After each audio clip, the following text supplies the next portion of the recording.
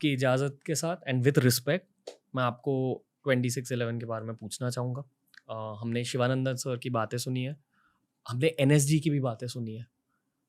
Show पे CV Singh sir आए थे, जिन्होंने actually he was a part of that NSG unit as well. But मुझे पुलिस फ़ोर्स की बातें सुननी है क्योंकि आप पहले वहाँ गए थे और मेरी खुद की एक मेमोरी है। मैं शायद 14 साल या 15 साल का था और मेरे मम्मी-पापा साउथ बॉम्बे में थे और खबर सुनते ही 8 बजे 9 बजे उन्होंने साउथ बॉम्बे को छोड़ दिया और वापस दादर आ गए जहाँ मैं रहता था।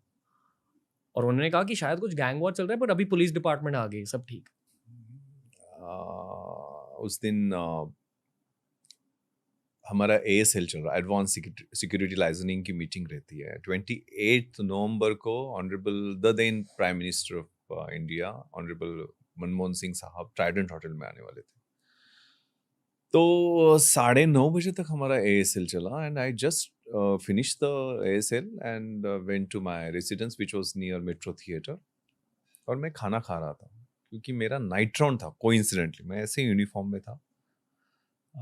बीवी मुझे खाना परोस रही थी और तब मेरा फोन बजा exactly 9:45 and my additional commissioner, then additional commissioner of police, Dr. Venkatesham sir told me कि विश्वास rush to Leopold Cafe.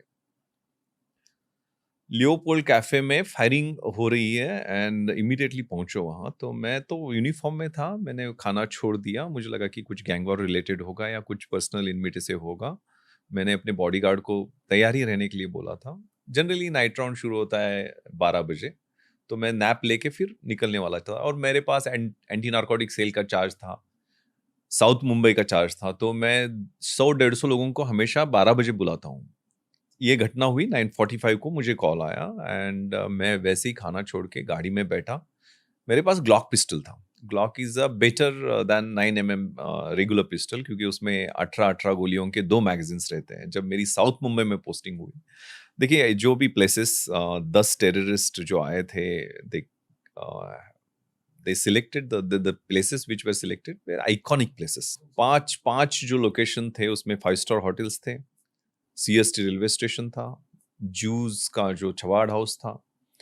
और ऐसे सिचुएशन को वो they were trained in Muridke and Muzaffarabad.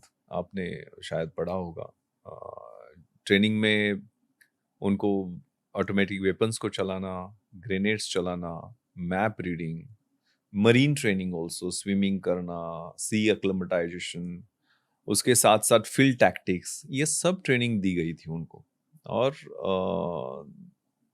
जब ये they were young and well trained terrorist, और यहाँ आने के बाद उनको वो स्ट्रॉन्ग होल्ड लंबा चलाना है टेरर अटैक, क्योंकि to attract the world's attention. वो दिस वाज अ फिदाइन अटैक।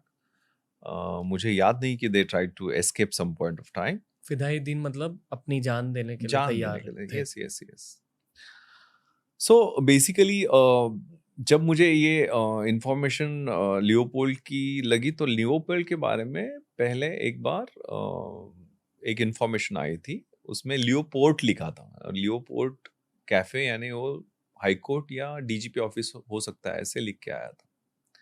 तो हम लोगों ने उसकी मीटिंग जब ली तो मैंने सोचा कि यार लियोपोल्ड जैसे नहीं लगता है कि यहाँ फॉरेनर्स आते हैं चिकन खाने के लिए, बियर पीने के लिए, यंगस्टर्स आते हैं। सो वहाँ यू विल नॉट बिलीव 26/11 को अटैक हुआ और 23-24 तारीख, just 2 days prior to the attack, 9 people were killed in that Leopold cafe. 23 और 24 को मैंने उस एरिया का जब रिव्यू लिया था, कुलाबा कॉजवे आप देखोगे तो अभी भी इतनी भीड़ रहती, इतने हॉकर्स रहते हैं, it's a jam packed area.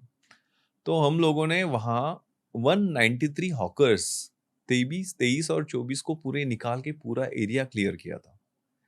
ये सब हमारे एक्शंस, पुलिस के एक्शंस हुए। उसकी इंक्वायरी हुई बाद में। Pradhan commission Ram Pradhan sir was home secretary of India, government of India. Balchandran sir was ex-Raw special director. उन दोनों ने हमारी पूरी इंक्वायरी की और हमारे बारे में बहुत अप्रिसिएशन किया। ये प्रोएक्टिव एक्शंस में हमने वो 193 हॉकर्स निकालने की वजह से बाहर जो इंडिस्क्रिमिनेट फायरिंग हुई कि लोग वहाँ से एस्केप हो गए। बट सर उनको उसमें उनको निकालने का लॉजिक क्या था? लाइक क्यों निकाला था? क्योंकि इंटेल मिली थी? हाँ, उसके बारे में जो इंटेल थी उसके हिसाब से लियोपोल्ड को मैंने टारगेट करके, लियोपोल्ड के बारे में स्पेसिफिक नहीं था लेकिन लियोपोल्ड जो लिख के आया था उसके हिसाब से we had a meeting and उसमें मैंने हुँ। गेस किया था कि ये प्लेस हो सकता है। तो वहाँ सिक्योरिटी भी कुछ दिनों के लिए लगाई गई थी और जो एरिया क्लियर करने की वजह से, क्योंकि ब्लास्ट होगा तो उसमें हॉकर्स और इसमें आप कुछ भी लगा सकते हो। तो उसकी वजह से वहाँ लोगों की जान बची। बाहर के जो इंडिस्क्रिमिनेट फायरिंग में एक भी आदमी की डेथ नहीं हुई, ऐसे वो इंक्वायरी कमीशन ने कंक्लूजन निकाला है। तो लियोपोल्ड